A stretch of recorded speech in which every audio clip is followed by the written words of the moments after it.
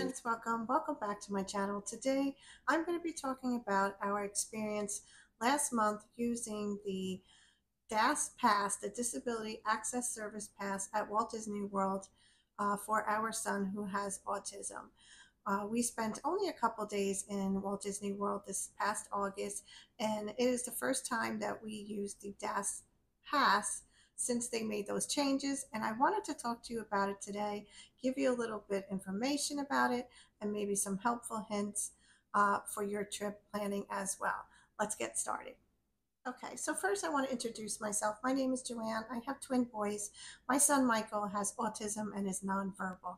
We have been visiting as a family Walt Disney World since 2019, and that is the first year that we used the disability pass for my son Michael. Back then it was just a little bit different in the way we acquired it, and but this time we weren't able to use our or I should say, we weren't able to uh, register for the DAS Pass ahead of time. We went to Magic Kingdom and Hollywood Studios as a guest of a cast member. So it had to be done while we were there that day in the park. So it's a little bit different than what I normally do before we leave for our trip. Okay, so first I'm going to explain what the pass is, and I do have notes in front of me, so if you see me looking down, that is what I'm doing. But first, let's start off with what is DAS. DAS is the Disability Access Service System program developed by Walt Disney World, offered by Walt Disney World to guests who are need accommodations for due to a developmental disability such as autism that are unable to work in a conventional queue line. My son like I said, he is nonverbal and he does have a lot of sensory issues and different things, but I will explain a little bit more about why he needs the pass later. But first I wanted to just talk about what the pass is for. Now, the new changes that came to the DAS system this past, I believe it was April or March, they changed it. It used to be available for a family of 6. It is now offered for a family of 4. However, there are some instances where they will accept 2 more members of the family. That is something that you would have to talk to the cast member about while you are registering. The other thing is now it is available for 120 days once you register. So once you register, if you are someone who frequently visits the park and you have a child with autism or another disability that needs the pass, you can use it up until 120 days past the first registration. Okay, in order to see if you are eligible for the pass, you can register for this via live video chat 30 days in advance of your Disney trip. So 30 days before, you would go on to your Walt Disney World website and register for the DAS Pass. You are going to be put into like a queue to wait to speak to a cast member. When we did this previous times at home, it was quite a wait, so do plan to have some time to be able to chat with the cast member. It does, in my experience, it does take a few hours sometimes to even get on that video chat, but it is something that you have to do. And it's honestly, I would give you, I would say from my experience doing it at the park and doing it at home, I kind of like doing it better at home. At least I know whether or not we will be eligible and we can take it from there. So I also want to note that the live chat is only available in English at this time. Who knows, maybe they'll have it in other languages going forward, but right now it is only offered in English. You will need to have the guest with the disability with you during that conversation because they need to participate in the registration process as well. It also requires the person to have a photo taken by the cast member just through the camera, and that photo is going to be on the disability service pass of the person who has the disability. Okay, I'm going to share a screenshot It's taken from my phone, so it may be a little a little small. But where you need to go to register for the Disability Access Service Pass, and you're going to see as I'm scrolling down where you're going to go to speak to a cast member, and how it comes up, and then the information. They're going to ask some basic questions. You have to agree to their terms and services, and then you just wait to speak to the cast member. Once you have registered and you are at Magic Kingdom, Epcot, Hollywood Studios, or Animal Kingdom, you can go ahead and select your first return time for whatever ride and attraction you are interested in going to. Once you redeem that return time, I think it's 10 minutes. Yes, 10 minutes after a return time is redeemed, you go ahead and make your next selection. The return times do not, these are, the pass does not give you immediate access to rides or attractions.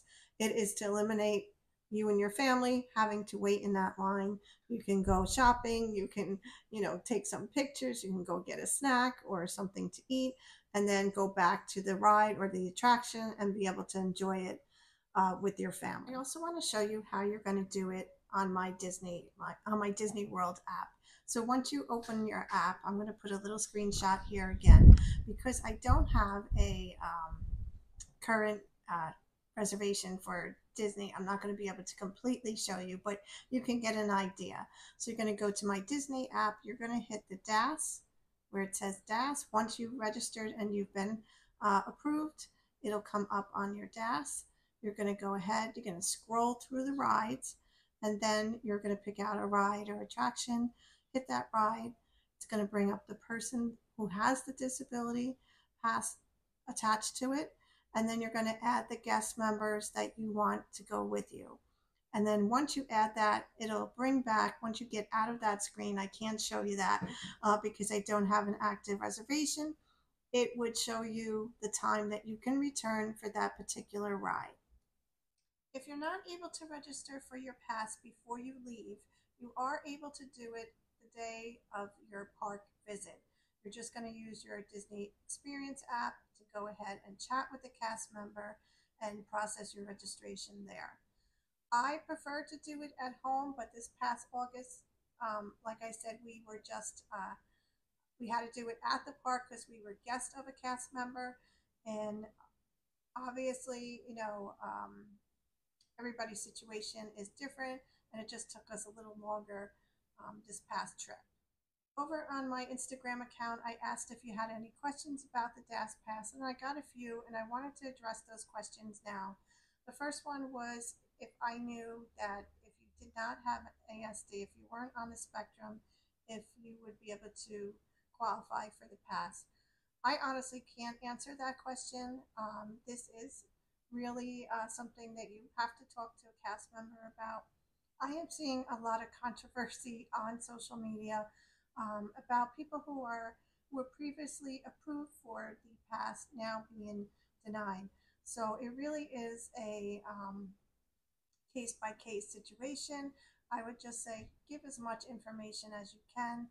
That can only be helpful in them approving it for you. The next question I got was if you can use the DAS Pass for your child with Down syndrome. Again, I wish I had the answers for all these questions because I know it is so important to be able to plan a vacation. And as much money as we spend going to Disney World or Disneyland, or we need to know that our child or the person in our family is going to be able to enjoy it. I don't have an answer for that. Again, it is a case by case situation. Just please share all the information you can. As I said, our questions this time around were definitely asking more detailed information, what a typical day was like, what kind of school, if if the person with the disability is in school, what kind of school life, what kind of outside school life, and what would happen for waiting in the queues. This seems to be the most important thing is to be able to give that information to the cast member, so they can, hopefully approve you for this pass. So that is it, my friends. I hope that you have found this video helpful. I know it's quite confusing, and I've heard, again, a lot of stories that families not getting their pass anymore. And I feel really bad for families that really do need it. I hope that going forward, maybe Disney will consider doing it the same way I've learned about this past summer about how Universal Studios does it. And I think it would be, just more helpful to our community if they would consider that. So Disney, if you're out there and you're listening, you know, give it a try. It seems to work for Universal. So anyway, again, I hope that you found this video helpful. And if you have any questions, I can try to answer them. Please leave them below. I'll do my best or point you in a direction. I do know that if you work with a travel agent, they'd probably be able to help you a little bit more in this area. But you certainly can register for this pass. You have to register for the pass yourself. So that is it. If you are new, please consider subscribing. I would love to have you here as part of my family. And thank you so much for watching, and I'll see you next time.